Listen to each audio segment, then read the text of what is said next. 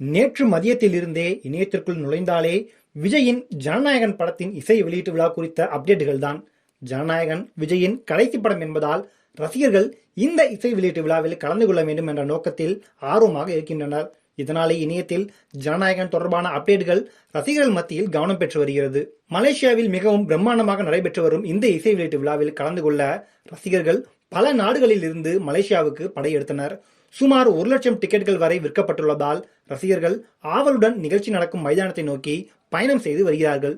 இப்படி இருக்கும்போது மலேசியாவில் விஜய் படத்தின் இசை வெளியீட்டு விழா நடக்கிறது என்று தகவல் வெளியானது. அஜித் ரசிகர்களும் ரஜினி ரசிகர்களும் மலேசியாவில் அஜித் மற்றும் ரஜினிக்குத்தான் ரசிகர்கள் செல்வாக்கு அதிகம், விஜய்க்கு அந்த அளவுக்கு இல்லை என்று இணையத்தில் பதிவிட்டு வந்தார்கள்.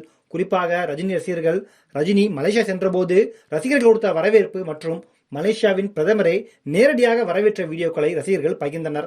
அதேபோல நடிகர் அஜித்தின் பில்லா பட காட்சிகள், குட் பை டக்லி பட காட்சிகளை பகிர்ந்து அலப்பறை செய்து வருகிறார்கள். இப்படி இருக்கும்போது இந்த இசை வெளியீட்டு நிகழ்ச்சிக்கு சென்ற ரசிகர் ஒருவர் தன்னால் நிகழ்ச்சி நடக்கும் மலேசியாவின் கோலாலம்பூரில் உள்ள புக்கட் ஜலீல் நேஷனல் ஸ்டேடியத்திற்கு செல்ல முடியவில்லை.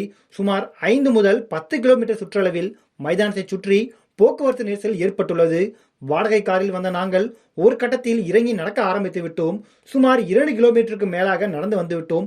ஆனால் போக்குவரத்து நெரிசல் குறைந்ததாக தெரியவில்லை. கூகுள் மேப் இந்த போக்குவரத்து நெரிசலை தெளிவாக காட்டுகிறது. மொத்த மலேசியாவும் சம்பித்து விட்டது என்று தெரிவித்துள்ளார்.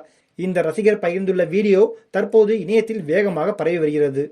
ஜனநாயகன் படத்தினுடைய இசை வெளியீட்டு விழா இன்று நடைபெறும் நிலையில் இயக்குனர் நெல்சன் திலீப் குமார், லோகேஷ் கனகராஜ், அட்லி, விஜயினுடைய பெற்றோர்கள் எஸ். சந்திரசேகர், சோபனா மற்றும் ஜனநாயகன் திரைப்படத்தில் நடித்துள்ள பிரியாமணி, பூஜா ஹெக்டே உள்ளிட்ட பல பிரபலங்கள் இசை வெளியீட்டு விழாவில் கலந்து கொண்டுள்ளனர். குறிப்பாக இசை வெளியீட்டு விழா நடைவதற்கு முன்பு தற்போது வரை நடிகர் விஜயினுடைய பாடல்கள் அங்கு பாடப்பட்டு ஒரு கான்செப்டாக திருவிழாவாக அது மாறியுள்ளது. பாடகர்கள் சரண், அனுராதா உட்பட பல பாடகர்கள் நடிகர் விஜயினுடைய பல பாடல்களை பாடி அங்கு வைப் செய்து வருகின்றனர்.